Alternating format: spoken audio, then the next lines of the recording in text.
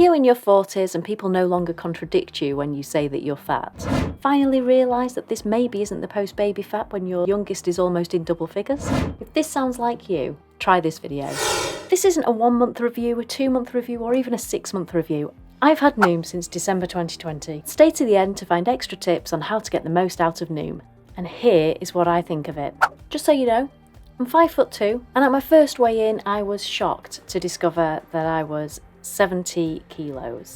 In my mid-40s, and I suddenly realised this was not just baby weight.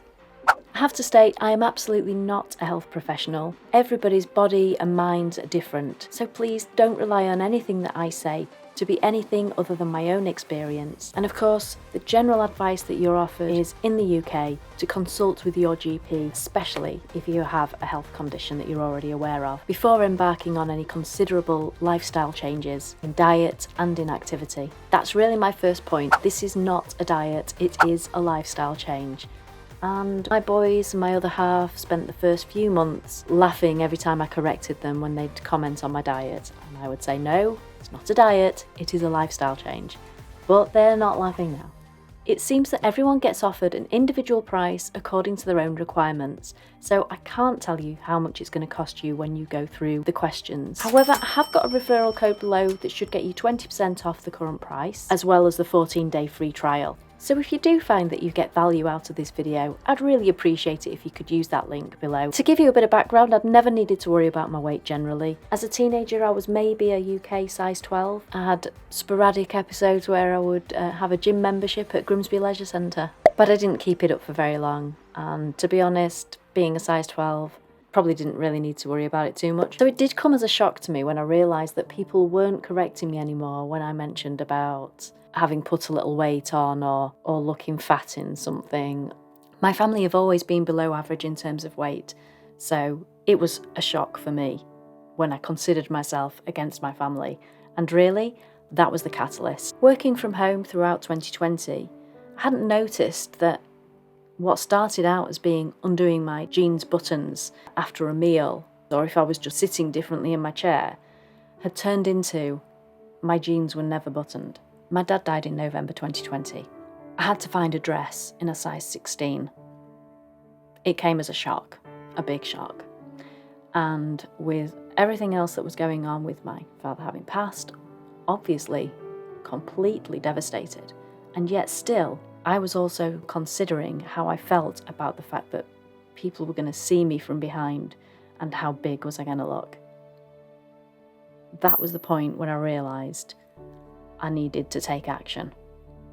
Thankfully, Noom was advertising around that time, and by the end of December 2020, I'd taken up a 14-day free trial.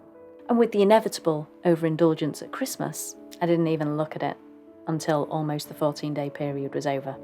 I seem to remember that they actually let me extend it for a period because I hadn't done anything in it at all. I hadn't looked at anything. So 2 years ago today, December 30th, 2020, I bought my very first Bluetooth connection scales. I scared myself silly when I saw the figure screaming back at me. It was much higher than I'd imagined it was going to be. I was aghast to find that I was 70 kilos. So, you know about me, here's more about Noom. The Noom app is continuously updated and they change the way that they do things. When I first joined, the worst part of my experience was the fact that I wasn't put into a support group quickly enough for my liking, and I felt like I was missing out on that support and that accountability. They don't have the same system now. There are individual named groups, a bit like different Facebook groups that you go into, and you can interact with people there. So it's still very supporting, and you still have accountability in those groups. The language used throughout is fun and engaging, though a bit too millennial sounding for a Gen Xer sometimes, but it's broken down into understandable, bite-sized chunks. As I'd never been involved in any other diet, I was completely unaware of any of the psychology behind food and the way that we think of food. So it was an absolute mind-blowing experience reading these articles every day. Can't go too fast with this program. You don't get a set number of articles. It's more like they put a time on how long they expect you to take to read the articles. At the beginning of the programme, when you're first setting it up, you say how many minutes you want to commit to a day. And when your article allocation is up for the day, you have to wait for the next day. But that's great. You don't get so much information that you can't process it, that you aren't able to make changes immediately. It keeps you coming back day after day, and it gives you time to digest. I swear, these are not intended to digest each lesson and put them into practice. I've seen figures bandied around anywhere between 66% and 97% of people who embark on diets put all the weight back on and some in the first 2 to 5 years. Slow and steady is considered the best way of doing it, and that is the way that Noom directs you to do it. It doesn't want you to eat too few calories. It will give you extra calories when you've done some exercise, though it does also say that the exercise isn't to earn extra food. But slow and steady seems to be the consensus of opinion, and that's the way Noom directs you to do it. I've chosen to keep my Noom subscription over that time, so if I have any momentary lapses, I know I've got it in my back pocket. Literally, it's an app. The aim is to introduce you to a number of different aspects of health and weight loss: hormones, sleep, nutrition, and psychology. The premise is that there are no bad foods. They categorise them as green, yellow, and orange. So this did used to be red, but they obviously triggered a number of people with that. These foods are grouped that way in terms of caloric density. The more water there is in something, the less calories it tends to have. The example that they use very often at the beginning of the course is grapes and raisins. Same thing, but a different caloric density. The moisture has been taken out of the grapes to make the raisins, so it's actually just a more dense source of calories than the grape itself.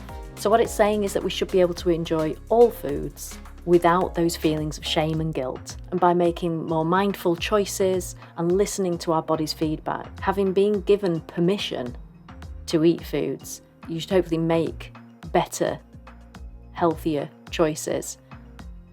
But this all comes into play with the different things that they teach you about all these rules that you've had in your mind that you've been brought up with, and how actually these have done a lot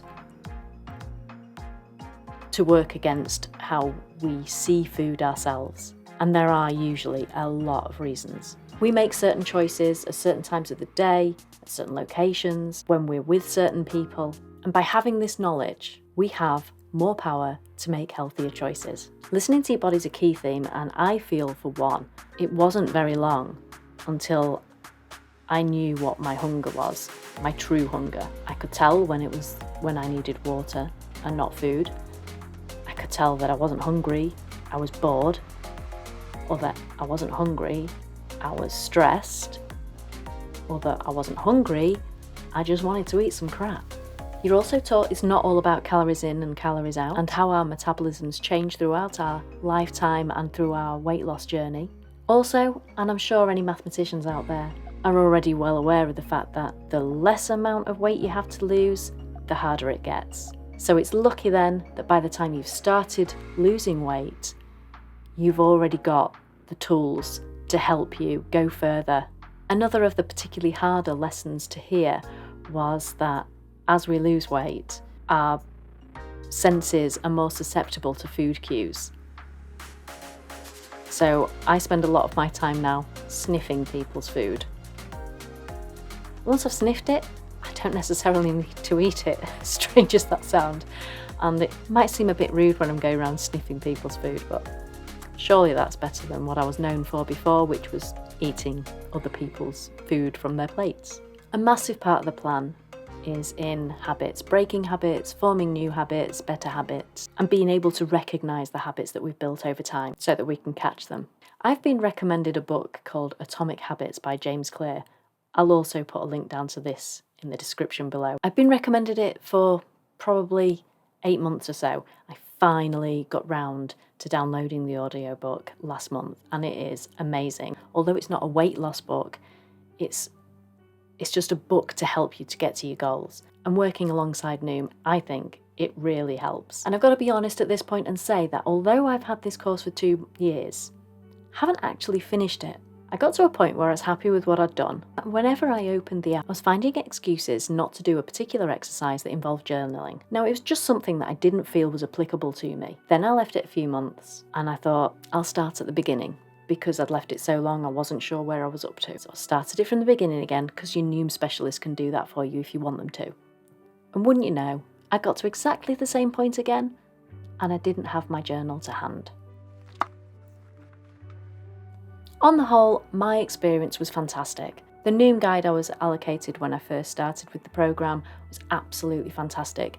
Held me accountable when I needed to be. That's another thing that you're asked at the beginning is, how much interaction do you want in groups and with your specialist? I had engaging conversations with my personal guide, though to be honest, the person who replaced her on her holidays was rubbish. My guide kept me accountable when I wanted her to, and she left me alone when I didn't need anything. There were prompts, I didn't need to respond if I didn't want to. After all that, I've realised I haven't told you where I am at the moment. I lost 19 kilograms, which is just under 3 stone.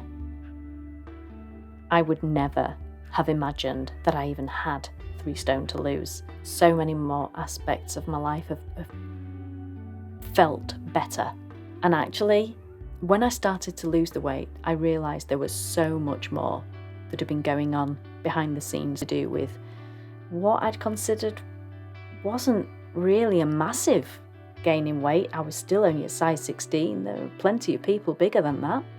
But the health issues that I was finding, I was having trouble with movements. I couldn't reach all of my back properly to wash, which I'd always been able to do before. I was putting that down to older age, perimenopause. Turns out, no, it was inflammation. What you need to get started is to know your why. Why do you want to do this? And you keep asking yourself why until it's a proper, deep and meaningful reason for wanting to lose the weight. Otherwise, just don't know how seriously your mind will take it. But when you've always got this big picture, as they call it. So I haven't actually seen any of these people since the funeral that I was so worried about what I would look like to them. So obviously that's not really been an issue for me, but the health benefits and benefits in my mind, knowing why I choose to make decisions, is just huge. And the fact that I can now move so much more easily and my legs don't rub together and sleeping is more comfortable. Never realised just how much a bit of weight could make to your life.